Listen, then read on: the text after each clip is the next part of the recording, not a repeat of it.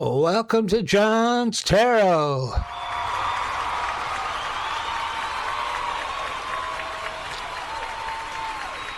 Welcome, and thank you very much. I hope you all had a good week, and thank you for listening to John's Tarot on the podcast. Every listener I get cheers me up immensely.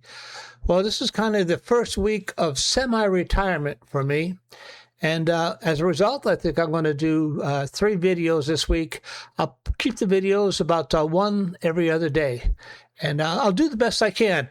This is going to be kind of a weird week. This is going to be Spirituality Week. Oh, far out, man. Yeah, but when I talk about spirituality, I'm not talking about religion. That is something entirely different. So today I'm going to talk about the definition of spirituality. It's a little lecture I picked up in the past. And then I'm going to talk, my next one will be on spiritual bypassing. What is that? And what does that look like? I see it a lot.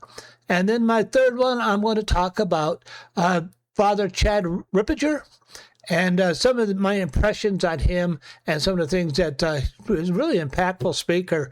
And we're going to do a little thing on him later on in the week. So buckle in, stand by, and away we go. Well, spirituality in the way I understand it. Let me move over to my other screen. And so the way I understand it is not a metaphysical thing. As I understand it, it's a natural part of our mind. It's a natural part of being. It's a natural part of who we are, and it expresses itself in different ways. The mind is made up of, as I understand it, we'll talk for the purposes of this lecture. The mind is made up of 3 parts. We'll say the rational part, the logical part, and the spiritual part. Okay, the rational part, that's the part that takes care of our general safety. Am I safe? Is my family safe? What do I need to do to plan for the future? What do I need to do to get through my daily life safely? How do I operate this vehicle safely without hurting myself in the 405 traffic? How do I, very rational, protective issues. How do I take care of my family? Is this going to be a rational thing for me to do in terms of my career? That is the rational part of the mind, and it is operative in many of the things that we say and do. You could see it every day.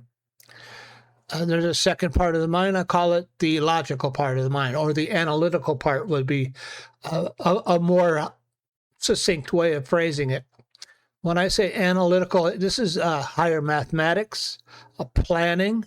As I look into cause and effect, if I do this certain action, what kind of effect might I expect? And this is the analytical part of the mind, and it's planning. This is more right brain stuff. The rational part is more left brain stuff, and it's adding, subtracting, doing higher mathematics. It's what are the odds of me being successful in this? What could happen if I lose? What could happen if I win in relation to certain decisions I'm making?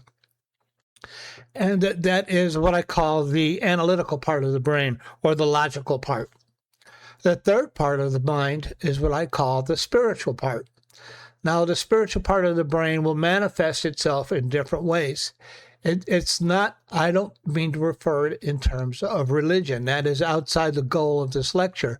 Maybe we'll get into it in another lecture. The spiritual part of the mind, that is telling me, for instance, I have a job, okay? And in my job, they pay me money. In my job, do I feel like, oh, this job sucks, though they're doing this to me, they're doing that to me, they're not paying me enough? Or do I look at it like, wow, I'm so lucky to have a job. I have insurance. I have enough money to meet my needs. I'm not rich, but I have enough to meet my needs. Same job, different outlooks. This is a manifestation of your spiritual condition. psychiatry, they might call it, are you depressed? Are you not depressed? I look at it in terms of something that we can actually affect through practices in our daily life. Another way of looking at spirituality is, okay, I'm in a certain environment. This environment could be a palace or a prison, all depending on my spiritual condition. How do I look at things? How do I consider it? How, in terms of, let's say, recovery programs, do I have to go to those meetings, or I get to go to those meetings? I have to work those steps, as opposed to, well, I'll work them. It's work, but I'm willing to give it a try, and let's see what happens. It's all that is your part of the outer manifestation of your inner spiritual life. And that is how I look at spirituality. I don't look at spirituality like what religion you belong to, what philosophy you subscribe to, what are the teachings of the church, what are the teachings of your particular church. That is a different issue altogether. Religion. Okay, I'll talk about religion just briefly. I look at religion as kind of a software for the human mind. It determines how you disseminate information, how you analyze information, and how you process it and how you consider it, and all depending on how you use the philosophy of your particular religion can affect your spirituality, can affect your spiritual mind, the spiritual aspect of your mind. If you're able to take those aspects of what's going on in your life, processing them through your religion, through your dogma, and come out with a positive outcome, I would say that's a religion that is working for you. I, in my life, had to change my software because my old software wasn't working. And my old software, and I'll get into that in one of the later issues this week. The way I was using the software I was given was in having negative outcomes. So I had to change my software. I initially became a Buddhist. I got involved with Taoism. I got, the I Ching. I got involved with symbolic systems, and this helped change my internal software. I think the biggest thing that changed me was probably the Buddhism and the I Ching. There was a guy named Alan Watts. Alan Watts often said that if you're rich, if you're wealthy, and you go to college, rich, wealthy families often send their college graduate, their young doctor, their young psychiatrist to therapy to undo the damage that was done during education. That is now we're talking about spiritual rewiring something. If you're poor and you don't have any money, you become a Buddhist and you practice Buddhism, and that will do the same thing as therapy. It will undo some of the damage, most of the damage, if not all the damage you have received during your education. In my experience, that is true. Buddhism was immensely helpful to me personally, as well as the other things in rewiring my thinking and my spirituality. But let's go ahead, and this is going to be a short one today. I hope you enjoyed my little lecture. Let's go over to do a little tarot reading. My ability to read tarot is a gift, an expression of divine love, and I'm here to share it with you in that same spirit. What should I ask the tarot? How can somebody change their spirituality as I described it? How can somebody improve their spirituality as I described it? A lot of times when I got involved in these things, they talked about, if life hands you lemons, you make lemonade.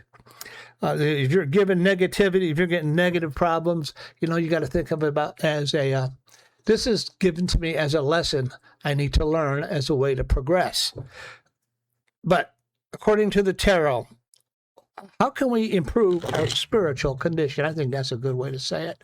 I'll just use 3 cards. I use 3 cards just because it's quick, it's easy. I could do a 9-carder, but I'm just looking to do some short podcasts and put them up for this week. As I move into semi-retirement, I haven't yet got up my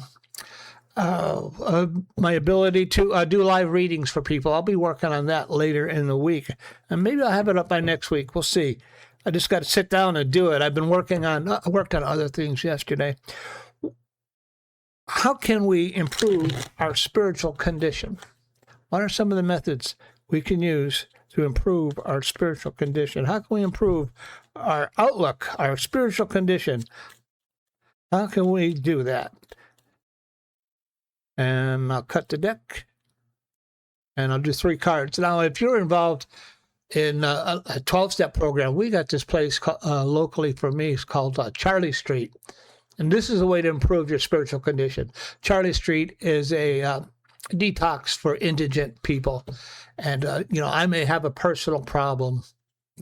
I'm worried about my dental insurance. I go to Charlie Street. I see a guy, he's got no teeth, and it puts things in perspective, affects me spiritually. That's one of the things I do to affect my spiritual condition. I might just go out there tonight, in fact. So, the first card, how do we improve our spiritual condition?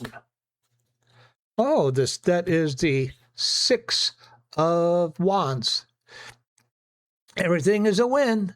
It's a win. Everybody looks at you as a winner. If you're trying to attempt these things, that is a proper thing to do. This is going to change you into a winner, a psychological winner, a winner in your life.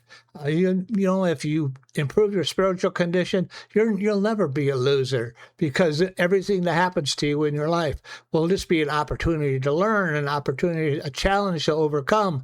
And your attitude will change, and people will look at you and say, wow, what is this guy doing? What is this gal doing that I'm not doing? So, consider yourself a winner if you're just attempting to change your spiritual attitude, your spiritual life. Second card is the Queen of Wands.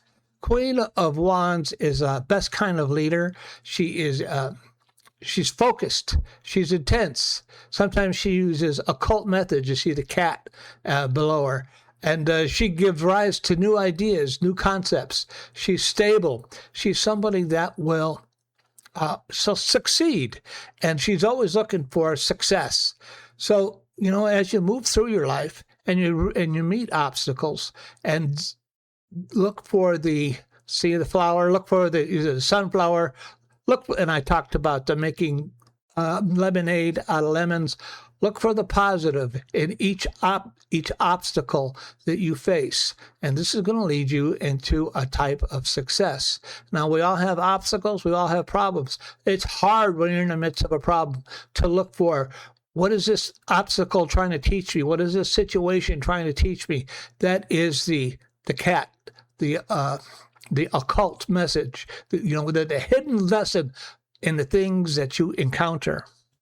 And then the third card. This is the type of person you will become, a person of grace. It is the 9 of Pentacles. The 9 of Pentacles is someone who has come a long way. Maybe they've been successful in business. They've been successful in the things they do, but it's all been as a result of the hard work they've done. And people will look at that type of person and they respect them, and they get a little envious of them.